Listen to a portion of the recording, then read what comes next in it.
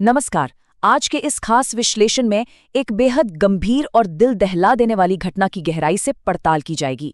बात हो रही है मध्य प्रदेश के जबलपुर में बरगी डैम पर हुए उस भयानक क्रूज बोट हादसे की, जिसने पूरे देश को झकझोर कर रख दिया।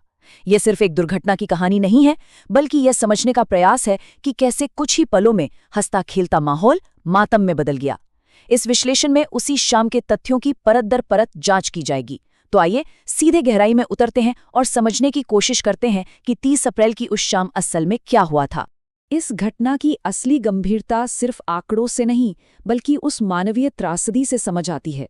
जब एनडीआरएफ के गोताखोर उस डूबी हुई नाव के अंदर पहुंचे, तो उनके सामने एक ऐसा रूह कपा देने वाला मंजर था जिसने पूरी रेस्क्यू टीम को भावुक कर दिया। दिल्ली का एक परिवार वहां घूमने आया था। पिता और बेटी तो किसी तरह बच गए, लेकिन गोताखोरों ने देखा कि एक माँ और उसका 4 साल का मासूम बेटा पानी के नीचे एक दूसरे से लिपटे हुए थे। दर्दनाक बात यह है कि मौत भी उन्हें अलग नहीं कर पाई, क्योंकि उन दोनों ने एक ही लाइफ जैकेट पहन रखी थी और उसी में वो बंधे हुए थे। ये तस्वीर इस त्रासदी की सबसे रुला देने वाली गवाही बन गई है। और इसी अकल्पनीय नुकसान का सीधा नतीजा है ये डरावना आंकड़ा 9। जी हां, अब तक इस पूरे हादसे में 9 मौतों की आधिकारिक पुष्टि हो चुकी है। थोड़ी राहत की बात जरूर है कि 22 लोगों को सुरक्षित बचा लिया गया, लेकिन चिंता अभी भी खत्म नहीं हुई है, क्योंकि कई लोग अब भी लापता हैं। ये सिर्फ नंबर नहीं है, ये वो जिंदगियां हैं जो एक सुरक्षित माने जाने वाले टूरिस्ट स्पॉट पर हमेशा के लिए खत्म हो गईं। अब इस पूरी घटना को समझने के लिए उस नाव के बैकग्राउंड को जानना बहुत जरूरी है। नर्मदा नदी पर बना बरगी डैम टूरिज्म का एक बहुत बड़ा हॉटस्पॉट है। मध्य प्रदेश टूरिज्म विभाग की जो नाव दुर्घटनाग्रस्त हुई वो साल 2006 में बनी थी और उसकी कैपेसिटी 60 यात्रियों की थी। सबसे गौर करने वाली बात यह है कि उस दिन पर्यटकों के लिए सिर्फ यही एक नाव काम कर रही थी। दूसरी नाव खराब पड़ी थी, मतलब वहां मौजूद सभी पर्यटकों का पूरा दबाव इसी एक नाव पर आ गया था। ये टाइमलाइन देखिए, ये साफ दिखाती है कि कैसे एक आम सा खुशनुमा दिन अचानक एक बुरे सपने में बदल गया। 30 अप्रैल की दोपहर पर्यटक वहां पहुंचते हैं। शाम ठीक 4 बजे नाव किनारे से निकलती है। सब कुछ एकदम परफेक्ट था। म्यूजिक बज रहा था, लोग डांस कर रहे थे, फोटो खींची जा रही थी। थोड़ी बारिश हुई तो लोग आराम से निचले डेक पर चले गए। लेकिन फिर ठीक 2 घंटे बाद शाम 6 बजे मौसम ने अचानक पलटी मारी। तेज हवाएं चलने लगीं, पानी में भयंकर लहरें उछलने लगीं और देखते ही देखते वो सफर एक खौफनाक जाल बन गया। तो सबसे अहम बात, असल में कितने लोगों की जान दांव पर थी? यहीं पर एक बहुत बड़ा और चिंताजनक विरोधाभास सामने आता है। प्रशासन का कहना है कि नाव पर सिर्फ 31 लोग थे, 29 टिकट वाले और 2 क्रू मेंबर। लेकिन जो लोग मौत के मुंह से वापस लौट कर आए हैं, उनका दावा एकदम अलग है। सर्वाइवर्स का कहना है कि नाव पर कम से कम 40 लोग सवार थे। ये फर्क क्यों? क्योंकि बताया जा रहा है कि कई बच्चों के टिकट ही नहीं काटे गए थे। ये सीधे तौर पर सेफ्टी और मॉनिटरिंग पर एक बहुत बड़ा सवालिया निशान खड़ा कर देता है। अचानक आया वो तूफान और कुछ जानलेवा खामियां। आइए इन पर नजर डालते हैं। जब लहरें उग्र होने लगीं तो डैम के किनारे खड़े स्थानीय लोगों ने खतरे को तुरंत भांप लिया था। वे लगातार किनारे से हाथ हिलाकर और चिल्लाकर नाव के ऑपरेटर को वापस लौटने के इशारे कर रहे थे। सर्वाइवर्स बताते हैं कि कप्तान ने खमरिया द्वीप के पास नाव को कंट्रोल करने के लिए करीब 1 घंटे तक जद्दोजहद की, लेकिन हवा और लहरों का जोर इतना ज्यादा था कि सब कुछ आउट ऑफ कंट्रोल हो गया। सोचिए, नाव किनारे से सिर्फ 300 मीटर दूर थी, लेकिन लहरें इतनी तेज थीं कि वो 300 मीटर का फासला कभी तय ही नहीं हो पाया और एक बड़ी लहर ने नाव को पलट कर रख दिया।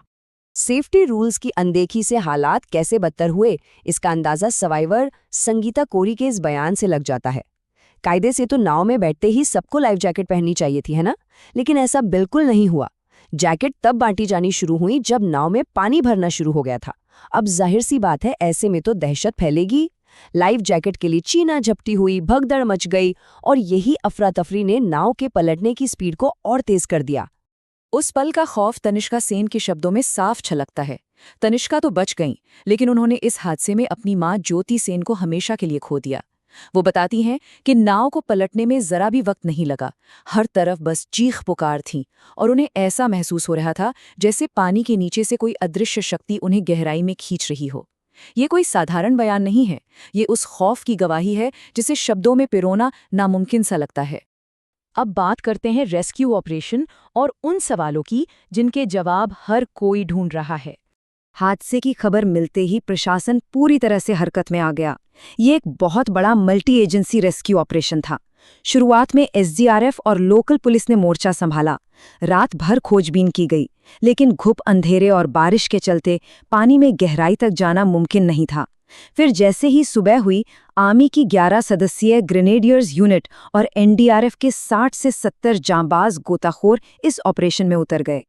पानी के नीचे से उस विशाल नाव को बाहर निकालना कोई आसान काम नहीं था। इसके लिए बाकायदा भारी मशीनों का सहारा लिया गया। हाइड्रोलिक सिस्टम और पोकलेन मशीनें तैनात की गईं। गोताखोरों ने अपनी जान पर खेलकर पानी के नीचे नाव के मलबे से मोटी-मोटी स्टील की केबल्स बांधी। इसके बाद नाव को बहुत ही धीरे-धीरे 30 मीटर तक किनारे की तरफ खींचा गया। ये काम इतनी सावधानी से इसलिए हुआ क्योंकि नर्मदा का तल बहुत पथरीला है और जरा सी भी जल्दबाजी किसी नए हादसे को न्योता दे सकती थी। इन भारी भरकम मशीनों और रेस्क्यू ऑपरेशंस के बीच इंसानी दर्द की वो कहानियां हैं जो दिल चीर देती हैं। सर्वाइवर रियाज हुसैन की कहानी ही ले लीजिए। नाव पलटने के बाद वो और उनका बेटा जिंदगी और मौत के बीच कई घंटों तक उस गहरे पानी में जूझते रहे। उनका बेटा तो किसी तरह बच गया, लेकिन उनकी पत्नी, वो अब तक लापता हैं। वो और उन जैसे कई परिवार आज भी उसी डैम के किनारे एक आस लगाए बैठे हैं कि शायद कोई खबर मिल जाए। इस पूरे घटनाक्रम के बाद आइए देखते हैं कि आधिकारिक तौर पर क्या कदम उठाए गए हैं। प्रधानमंत्री ने जान गंवाने वालों के परिवारों के लिए 2-2 लाख रुपए और घायलों के लिए 50,000 रुपए के मुआवजे का ऐलान किया है। मध्य प्रदेश के मुख्यमंत्री ने इस तूफान को सीजनल साइक्लोन यानी मौसमी चक्रवात का नाम दिया है। वहीं टूरिज्म मिनिस्टर ने साफ किया है कि अगर कोई लापरवाही पाई जाती है तो सख्त एक्शन लिया जाएगा। इसी को तय करने के लिए अब राज्य सरकार ने एक मजिस्ट्रेट जांच के आदेश दे दिए हैं।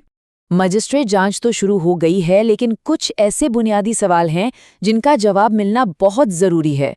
पहला सवाल सीधे सीधे मौसम को लेकर है। अगर शाम 6 बजे इतना भयानक तूफान आने वाला था जिसे सीएम खुद चक्रवात कह रहे हैं, तो क्या मौसम विभाग ने इसकी कोई वार्निंग पहले से नहीं दी थी? और अगर वार्निंग थी तो फिर टूरिज्म विभाग में उस नाव को नदी में जाने की परमिशन ही क्यों दी? दूसरा बड़ा सवाल मौके पर लिए गए फैसलों का है।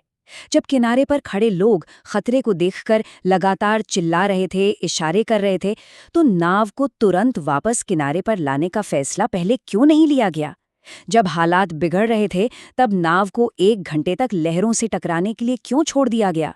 तीसरा सवाल मैनेजमेंट की एक बहुत बड़ी और जानलेवा लापरवाही का है। पानी में जाने से पहले लाइफ जैकेट पहनना सबसे बेसिक नियम है, तो फिर उस दिन जैकेट तब तक क्यों नहीं दी गई जब तक कि नाव में पानी भरना शुरू नहीं हो गया? इसी एक भयंकर चूक ने दहशत फैलाई, भगदड़ मचाई और इस त्रासदी को कई गुना बढ़ा दिया। और अंत में वो आखिरी सवाल जो पूरी तरह से सिस्टम की पारदर्शिता पर टिका है, नाव पर असल में पैसेंजर्स का नंबर क्या था? क्या वो आधिकारिक 31 का आंकड़ा सच है या फिर सर्वाइवर्स का 40 से ज्यादा लोगों वाला दावा? ये कोई मामूली बात नहीं है। यही नंबर तय करेगा कि नियमों की कितनी धज्जियां उड़ाई गई। जब तक इन सवालों के साफ साफ जवाब नहीं मिलते, क्या हम कभी ये पक्का कर पाएंगे कि अगली बार कोई बेगुनाह परिवार ऐसी ही किसी लापरवाही की भेंट ना चढ़े? इसी विचार के साथ ये विश्लेषण यहीं समाप्त होता है।